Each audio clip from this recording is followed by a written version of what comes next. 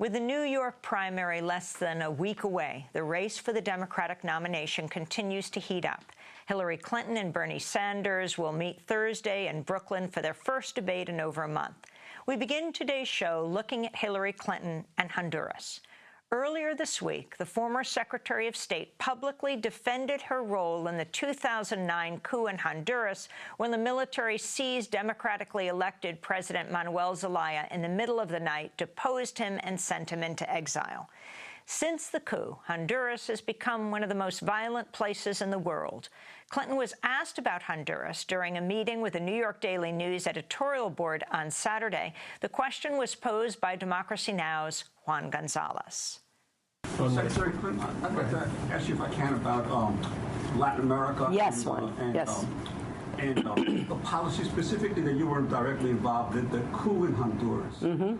As you know, in 2009, the military overthrew President Zelaya. Right. There was a period there where the OAS was trying to isolate that regime. But apparently some of the emails that have come out as a result of State Department releases show that some of your top aides were urging you to declare the military coup, cut off U.S. aid. You didn't do that. You ended up negotiating with Oscar Arias a deal for new elections. But the situation in Honduras has continued to deteriorate. There's been 300 people killed by government forces.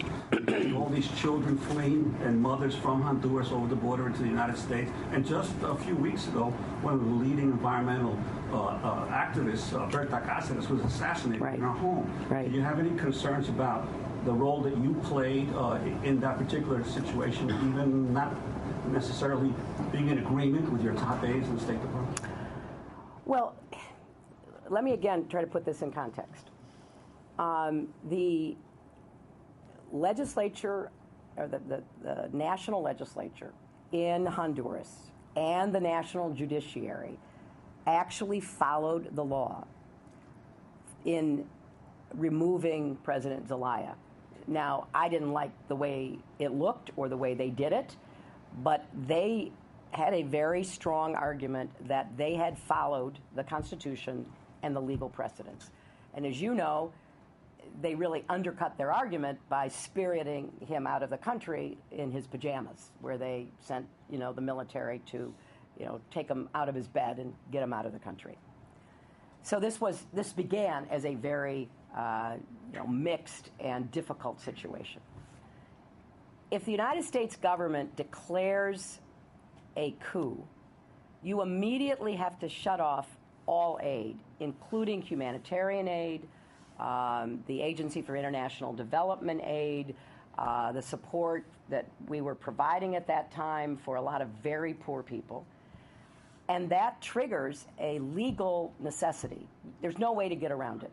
So our assessment was we will just make the situation worse by punishing the Honduran people if we declare a coup and we immediately have to stop all aid for the people.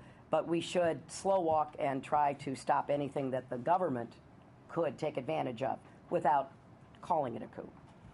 So you're right. I worked very hard with leaders in the region and got Oscar Arias, the Nobel Prize winner, to take the lead on trying to broker a resolution without bloodshed.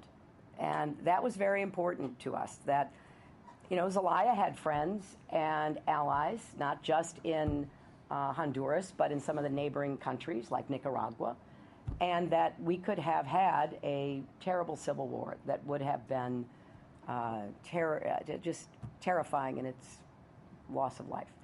So I think we came out with a solution that did hold new elections, but it did not in any way address the structural, systemic problems in that society. And I share your concern that it's not just government actions. Drug gangs, traffickers of all kinds are preying on the people of Honduras. So I think we need to do more of a Colombian plan for Central America, because remember what was going on in Colombia when first my husband and then followed by President Bush had planned Colombia, which was to try to use our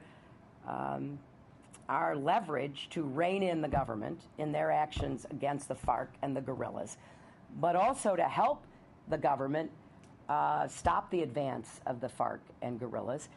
And now we're in the middle of peace talks. It didn't happen overnight. It took a number of years. But I want to see a much more comprehensive approach towards Central America, because it's not just Honduras. The highest murder rate is in El Salvador. And we've got Guatemala with all the problems you know so well. So I think in retrospect, we managed a very difficult situation without bloodshed, without a civil war that led to a new election. And I think that was better for the Honduran people, but we have a lot of work to do to try to help stabilize that and deal with corruption, deal with violence and the gangs and so much else. That was Democratic presidential hopeful Hillary Clinton responding to a question from Democracy Now!'s Juan González on Saturday during her meeting with the New York Daily News editorial board. Juan later wrote about the exchange in a column for the Daily News titled "Clinton's Policy Was a Latin American Crime Story." We'll link to it on our website.